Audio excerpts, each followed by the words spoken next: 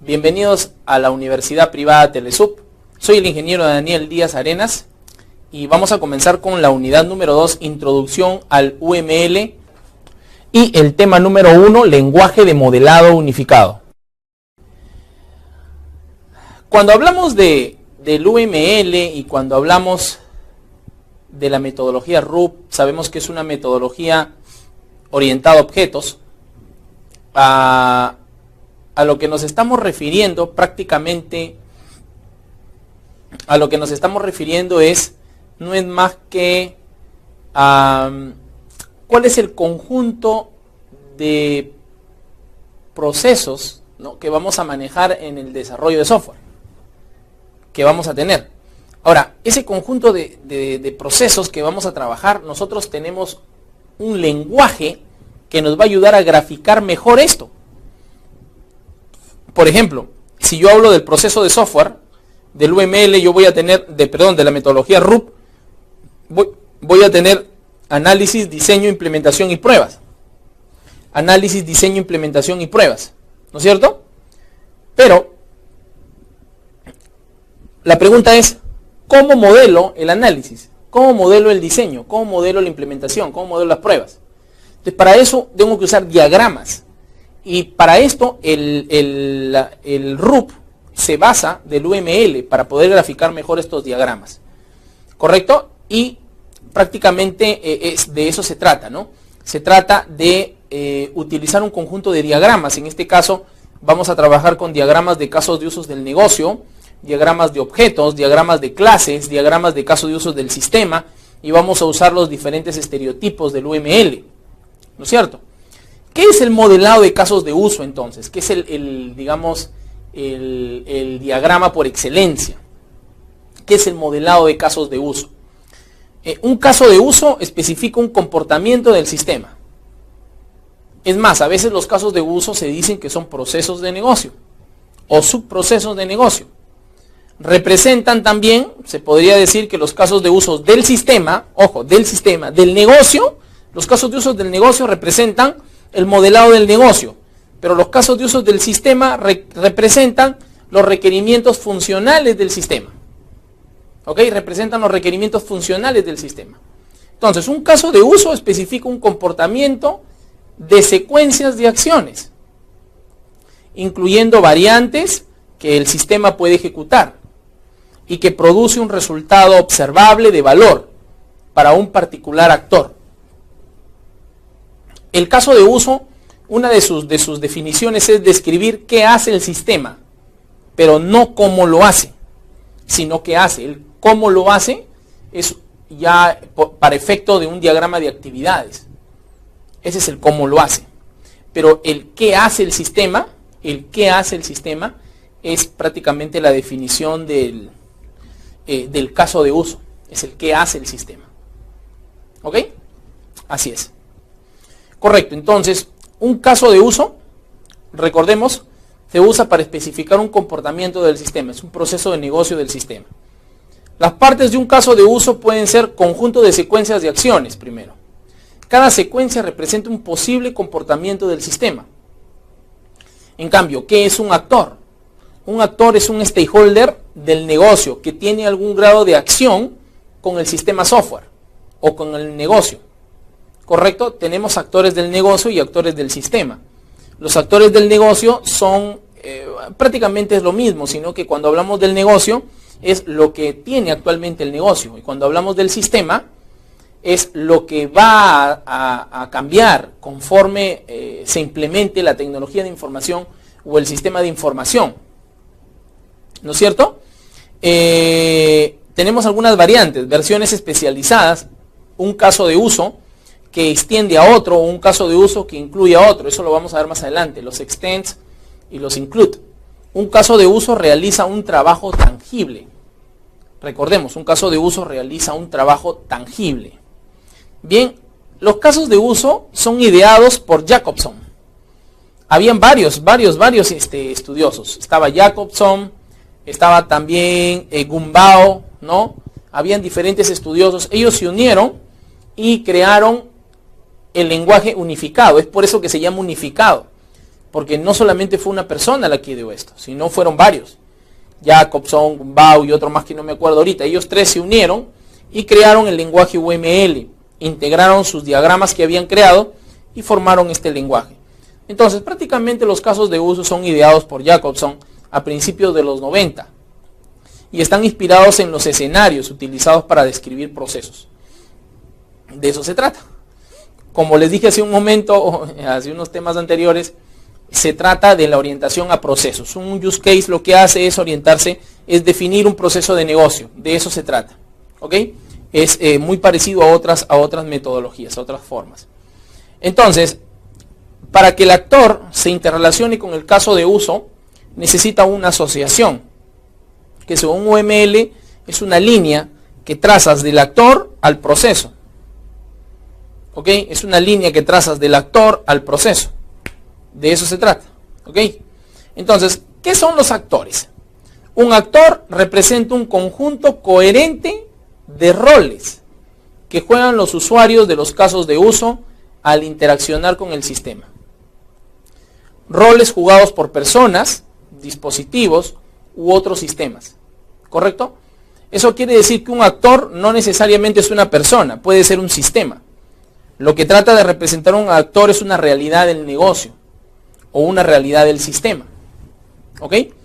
Entonces, si yo actualmente en la empresa tengo un sistema que registro notas, entonces el actor sería el sistema. No necesariamente tiene que ser tangible este sistema. El tiempo puede ser un actor, procesos iniciados automáticamente por el sistema, no forman parte del sistema. Hay actores que no están, inclusive, no son del negocio. Me refiero al cliente. El cliente no trabaja en la empresa, ¿no? Pero tiene una interacción con el flujo, con el proceso. Actores. Un usuario puede jugar diferentes roles, ¿no? De repente yo puedo ser desarrollador y analista. O un usuario puede ser cajero y vendedor. Utiliza necesariamente diferentes roles, pero eso no quiere decir que voy a identificar solamente un actor. En la realización de un caso de uso pueden intervenir diferentes actores, ¿correcto? Un actor puede intervenir en varios casos de uso. Un actor puede intervenir en diferentes casos de uso. Identificar casos de uso mediante actores y eventos externos. Un actor necesita el caso de uso y o participa de él. Dos tipos de actores. Tenemos actores principales y actores secundarios. Los principales requiere el sistema el cumplimiento de un objetivo. Prácticamente lo que hay que aprender a definir son de los actores, son cuáles son sus objetivos, sus metas, su visión, sus oportunidades y mediante esas graficar los procesos. El secundario, el sistema necesita de ellos para satisfacer un objetivo. Un caso de uso describe un comportamiento, recuerden, de secuencias, de interacciones entre actores y el sistema. Un escenario es una instancia de un caso de uso. Un escenario es una historia particular de uso de un sistema, escenarios principales versus escenarios secundarios. ¿Cuáles son las propiedades de los casos de uso? ¿Cómo podemos seguir hablando un poco más? Para comenzar, un caso de uso es iniciado por un actor. ¿Correcto? No puede haber casos de uso solos, que no estén interaccionados con actores, a menos que sean incluidos o extendidos en otro caso de uso. Entonces los casos de uso son iniciados por un actor, con un objetivo en mente. ¿Ok? Y es completado con éxito cuando el sistema lo satisface. Y es completado con éxito cuando el sistema lo satisface. Un caso de uso puede incluir secuencias alternativas que llevan al éxito y fracaso en la consecución de objetivos. El sistema es considerado como una caja negra prácticamente, ¿no? Y las interacciones se describen desde fuera. El conjunto completo de casos de uso especifica todas las posibles formas de uso de usar el sistema. Esto es el comportamiento requerido. Concluyendo prácticamente, el caso de uso es accionado por el actor. Es más, el caso de uso es un objetivo que tiene el actor o una funcionalidad del actor. O es una tarea que realiza el actor. El actor se relaciona con los casos de uso mediante asociaciones. Hay que entender también que los casos de uso se pueden convertir en documentos de texto. ¿Ok? Los casos de uso se pueden convertir en documentos de texto. El modelado de casos de uso consiste en describir texto. No solamente es cuestión de dibujar diagramas, sino hay que graficar, ¿no? Hay que describir el texto de lo que hace un caso de uso y eso se describe utilizando sus actividades. Describen el flujo de eventos también. Un caso de uso describe flujo de eventos. Texto estructurado informal, texto estructurado formal, pseudocódigo, notaciones gráficas. Debe ser legible. El caso de uso debe ser legible y comprensible para un usuario no experto.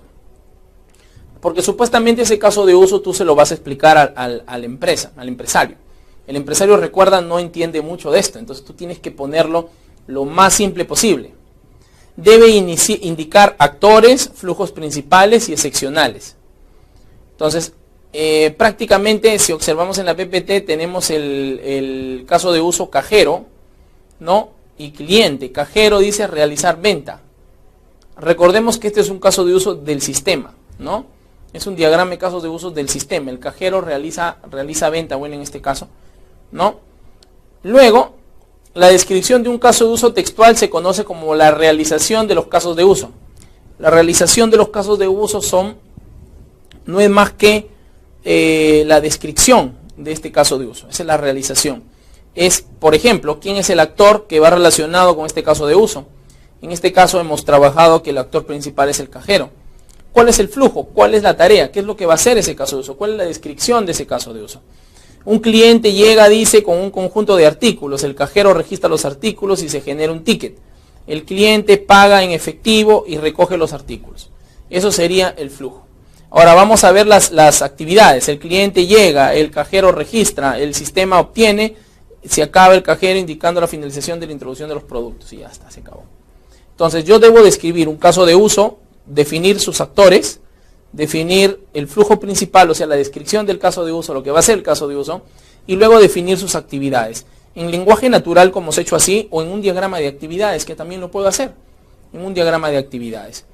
Por ejemplo, realizar ventas, sigue, el sistema calcula el total, el cajero le dice al cliente el total, el cliente realiza el pago, el cajero registra la cantidad de dinero recibida, el sistema muestra la cantidad retornada al cliente y genera un recibo, ¿no? El cajero deposita el dinero recibido y saca la cantidad a devolver que entrega al cliente junto al ticket. Estamos describiendo actividades.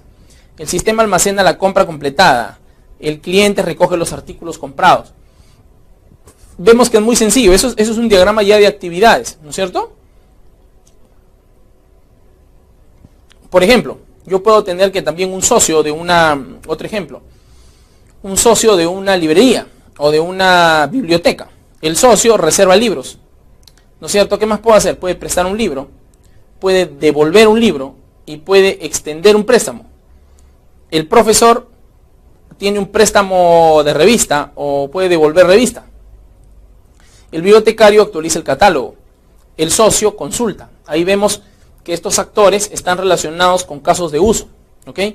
Vemos que estos actores están relacionados con casos de uso. Entonces, con un caso de uso se describe un comportamiento esperado del sistema, eso ya lo sabemos, pero no especifica cómo se implementa, ¿no es cierto? Un caso de uso se implementa a través de una colaboración, que es un diagrama de colaboraciones. Sociedad de clases y otros elementos que colaboran para realizar el comportamiento expresado en un caso de uso. Esa es otra forma de representar el comportamiento de un caso de uso, ¿ok? Entonces, una colaboración tiene una parte estática, diagramas de clases, y tiene una parte dinámica, los diagramas de secuencia. Los diagramas de colaboraciones tienen una parte estática, que son los diagramas de clases, y un diagrama de secuencia, correcto, que es la parte dinámica. La realización de los casos de uso sabemos que es la descripción. ¿Ok? Organización de casos de uso. 3 tipos de relaciones. Generalización, inclusión y extensión. La generalización no es más que un caso de uso que hereda el comportamiento y significado de otro. La inclusión es un caso de uso base, incorpora explícitamente el comportamiento de otro en algún lugar de la secuencia. O sea, está incluido en otro. Como por ejemplo, yo puedo decir entregar producto y pago del producto. Entregar producto está incluido en pago, porque si yo elimino pago, elimino el otro también, ¿no es cierto? Entonces está incluido. Inclusión, bueno, ya sabemos, la extensión, un caso de uso base, incorpora implícitamente el comportamiento de otro caso de uso en lugar especificado indirectamente por este otro caso de uso. ¿Eso cómo se traduce? La extensión. Ejemplo, yo tengo venta, registra venta, pero yo puedo extender esa venta, porque esa venta puede ser al contado o al crédito. Registra venta al contado, registra venta al crédito. Registra venta al contado y al crédito son extensiones de registra venta o de registrar venta. Son extensiones. De eso se trata la extensión. ¿Ok? Entonces tengo los included y tengo los extend. Muy bien. Ahí vemos un ejemplo. Podemos observar un ejemplo también. Validar usuarios. Están incluidos, hacer pedido está incluido en validar usuario. Y seguir pedido está incluido también en validar usuario. Vemos que hay una extensión de hacer pedido urgente a hacer pedido urgente. Hacer pedido urgente es un extend de hacer pedido. ¿Correcto? Es una extensión. Es cuando se extiende el pedido. ¿Correcto? La relación de inclusión permite, lo que hace es factorizar un comportamiento de un caso de uso aparte y evitar repetir un mismo flujo en diferentes casos de uso. Ejemplo. ¿Ok? Ahí tenemos. En cambio, la relación de extensión, el caso de uso base incluye una serie de puntos de extensión. Sirve para modelar la parte opcional del sistema o un subflujo que solo se ejecuta bajo ciertas condiciones. ¿Ok? Obtención de casos de uso. Primero para obtener casos de uso tengo que identificar los usuarios del sistema. Primero. Segundo, tengo que encontrar todos los roles que juegan los usuarios. Ese es un tema clavísimo, recontra clave. O sea, si yo no sé cuáles son las tareas o cuáles son los roles de cada usuario, no puedo definir sus casos de uso correctamente. Tengo que aprender a definir cuáles son los roles de cada uno de estos usuarios. ¿Ok? Después, para cada rol, identificar todas las formas que son los objetivos de interactuar con el sistema. ¿Ok? Para cada rol, identificar todas las formas, objetivos de interactuar con el sistema. Crea un caso de uso por cada objetivo. Estructurar los casos de uso. Revisar y validar con el usuario. ¿Ok? Revisar y validar con el usuario. Entonces, para cada rol, identificar todas las formas, objetivos, se interactúan con el sistema. Crea un caso de uso por cada objetivo. ¿Ok? Y estructurar los casos de uso, revisar y validar con el usuario. Esa es la obtención de los casos de uso. Esa es la obtención. Las plantillas. Para usar una plantilla, a veces también se usa plantillas de casos de uso. ¿No es cierto? Tengo plantillas de resumen, actores principales y secundarios, personas involucradas e intereses, precondiciones, ¿no es cierto? Postcondiciones, escenario principal, flujo básico, extensiones, ¿no es cierto? Flujos alternativos, requisitos de interfaces de usuario, requerimientos no funcionales y cuestiones pendientes.